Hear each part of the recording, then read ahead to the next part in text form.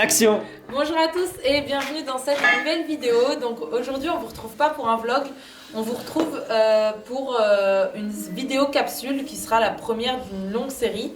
Donc en fait soit dans les vlogs on racontera notre vie, soit dans ces vidéos capsules on essaiera de vulgariser mais pas trop non plus, juste pour que vous puissiez comprendre des termes spécifiques à la force athlétique. Ou de vous apporter une réflexion, des aides sur plusieurs thèmes, le sport, l'alimentation, la récupération ou le lifestyle et les morning routines. Mes trucs de meuf, voilà. Donc pour ceux qui ne nous connaissent pas, on se représente, je m'appelle Poupoune, j'ai 22 ans. Et il s'appelle Ryan, il a 22 ans aussi, on est des chéris. Et pour ma part, je pratique la force athlétique depuis 2 ans et Poupoune fait de la muscu depuis 3-4 ans. 3-4 ans. Voilà, et j'ai déjà fait de la FA par le passé. Et aujourd'hui, on parle de quoi? On va vous parler des RPE. Ryan, dis-le en anglais. Roulement de tambour en fait. Rate of Perceived Exertion. Dis-le en français. Échelle d'effort perçu. Donc le RPE, qu'est-ce que c'est? Générique.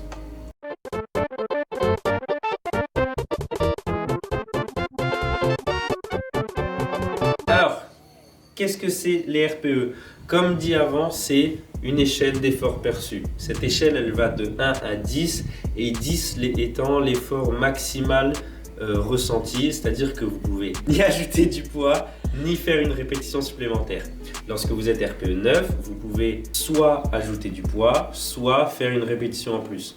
Lorsque vous êtes RPE 8, soit ajouter du poids, soit faire 2 répétitions. RPE 7, 3 répétitions. RPE 6, 4 répétitions. Et je m'arrête à 6 parce que entre 1 et 5, vous le verrez quasiment jamais programmé parce que on estime que l'effort c'est similaire à un échauffement premièrement et deuxièmement ça manque énormément de précision parce que vous pouvez déterminer si vous avez 4, 3, 2 ou une rep mais au-dessus de 5 c'est quasiment impossible et puis vous prenez une barre à vide au squat, vous êtes peut-être capable d'en faire 30, 10, 50, 100 et voilà, ça sert à rien de déterminer un RPE. Vous pouvez aussi trouver le terme RIR, l'abréviation RIR qui désigne le Rep in Reserve.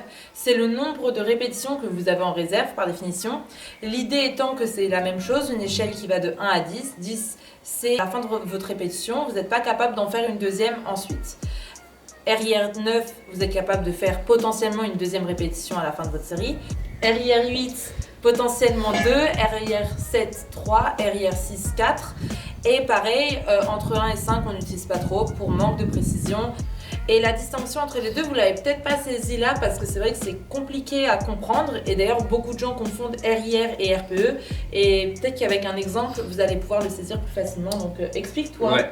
Alors, tout simplement, le truc qui va faire la différence entre les deux, c'est que le RPE intègre vraiment la notion de ressenti par rapport à un référentiel qui va être votre max ou votre barre visée.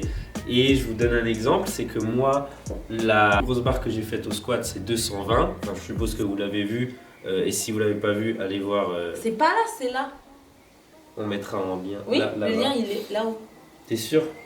Mon 220, je l'ai fait et je ne pouvais ni mettre plus lourd, donc j'étais RPE 10, ni faire une répétition supplémentaire, RIR 10. Mais la barre que j'ai faite juste avant, 210, on va vous mettre un extrait de toute façon.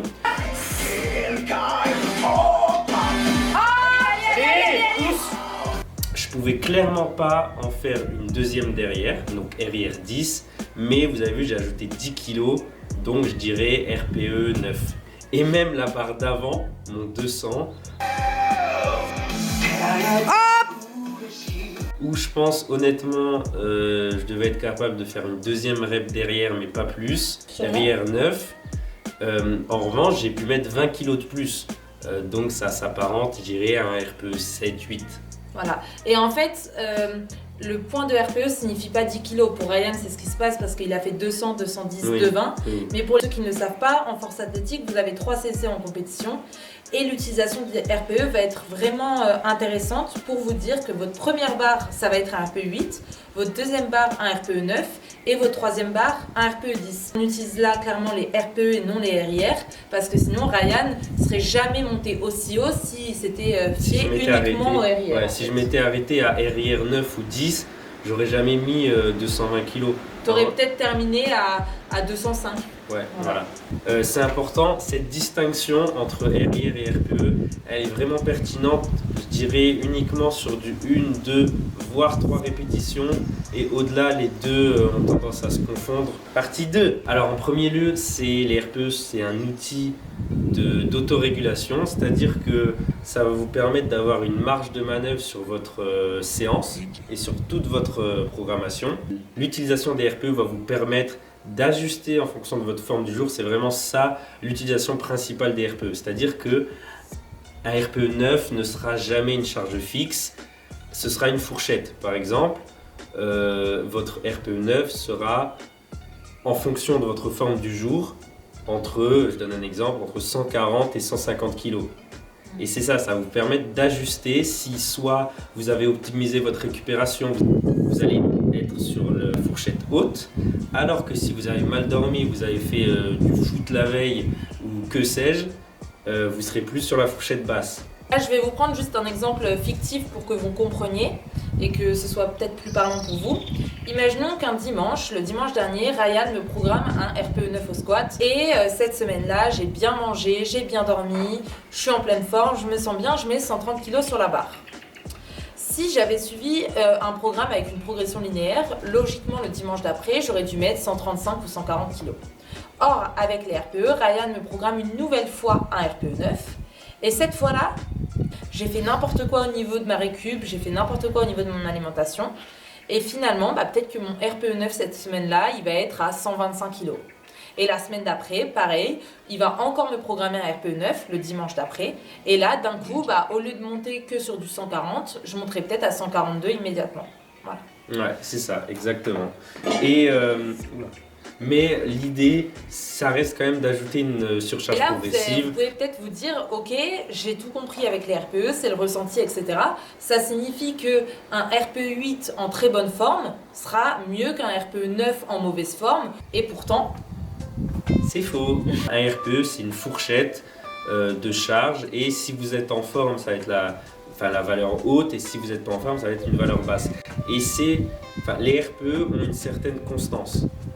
Et du coup, évidemment, les facteurs externes vont venir perturber la charge que vous allez mettre, mais dans une moindre mesure. Vous n'allez jamais avoir une différence de 30 kg parce que la veille, vous vous êtes couché tard. Évidemment que vous allez peut-être perdre 2,5 kg. Autrement dit, les facteurs externes à l'entraînement auront un impact, mais généralement bien inférieur à ce qu'on pourrait imaginer. Voilà. Il faut vraiment que ça perdure sur avoir si, une grosse... Si sur une semaine, vraiment, vous ne mangez pas, comme moi ça a été le cas, en fait, j'ai voulu m'entraîner à jeun, évidemment qu'un entraînement à jeun, il va... Extrait de la séance. Voilà, extrait de ma séance.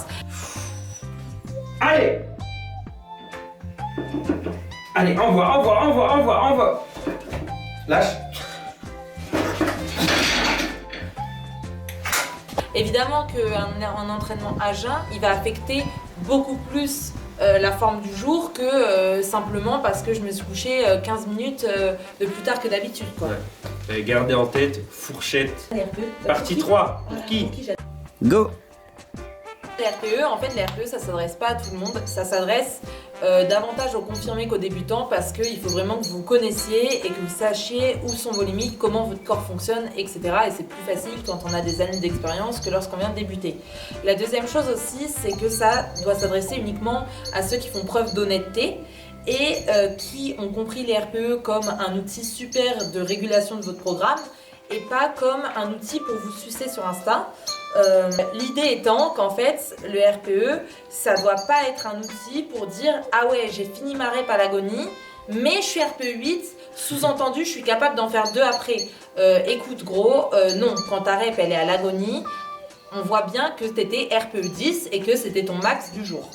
La troisième chose, c'est que vous arrêtiez de demander vos RPE à n'importe qui, notamment sur les réseaux sociaux. En fait, le RPE, c'est un outil qui prend en compte votre ressenti et donc c'est vous avec vous-même. Vous seul savez si vous aviez des répétitions ou non derrière. Et je vais vous prendre un exemple rapidement. Moi, quand je mets un post sur Instagram, je sais qu'à la fin de ma rep, j'avais aucune rep. Vraiment, genre, je vais avoir des commentaires de gens qui me disent ah ouais mais là t'es RPE 6, sous-entendu là tu pouvais encore en faire 4. Et bah non, arrêtez de demander quel est votre RPE à vos potes, arrêtez de poster sur Instagram à des gens que vous ne connaissez même pas, qui vous suivent mais que vous n'avez jamais vu quel est mon RPE, ils ne le savent pas. Voilà, c'est clair, c'est mieux. Désolée, je commence à me vénérer, voilà. Arrêtez de personnes à qui vous pouvez demander, c'est votre coach ou votre partenaire d'entraînement qui vous suit et qui vous connaît. Je vais vous donner un exemple de mon expérience. Je me suis blessé au dos, ce qui m'empêchait de faire du squat et du soulevé de terre. Et lorsque je suis revenu dessus, j'avais énormément d'appréhension. Du coup, j'avais toujours tendance à avoir mes RPE à la hausse. Et seule personne qui pouvait me dire non, tu n'étais pas RPE 8, tu étais RPE 6, c'est ma chérie qui, moi tous les jours, et mon coach qui a vu des milliers et des milliers de mes squats, avec qui je travaille depuis 1 an et demi et qui est compétent pour déterminer celui. On vient de dire, c'est pas contradictoire quand on dit que les RPE sont personnels, c'est juste que dans les cas où vous venez de blessure ou dans des cas où vous avez peu confiance en vous ou à l'inverse un ego qui est un peu un melon, et bah c'est bien d'avoir quelqu'un qui vous connaît bien, quelqu'un qui sait comment vous fonctionnez et cette personne sera à même de vous remettre un peu les pendules à l'heure en vous disant bah, au niveau de tes RPE. Arrêtez de demander à des randoms sur demandez Insta. Demandez pas à Jean-Michel Muscu ou Jean-Karim, demandez à votre coach, à votre partenaire d'entraînement et c'est tout. Voilà. Donc, voilà qui conclut cette petite vidéo. Récap rapidement, les RPE, qu'est-ce que c'est? C'est une échelle d'effort perçu qui va dans les faits de 6 à 10. C'est un outil de personnalisation. C'est c'est fait pour ceux qui se connaissent suffisamment et qui sont honnêtes avec eux-mêmes. Et c'est ces personnes-là qui sont plus à même de pouvoir les utiliser. Pourquoi? C'est super pour s'autoréguler et ajuster en fonction de sa forme du jour. Et c'est aussi un élément de progression. Donc je pense au PR, au RPE notamment. Et les dangers, c'est gonfler son ego en les voyant à la baisse ou stagner, ne pas progresser en les voyant trop souvent à la hausse, ou bien tout simplement d'oublier son personnel des RPE.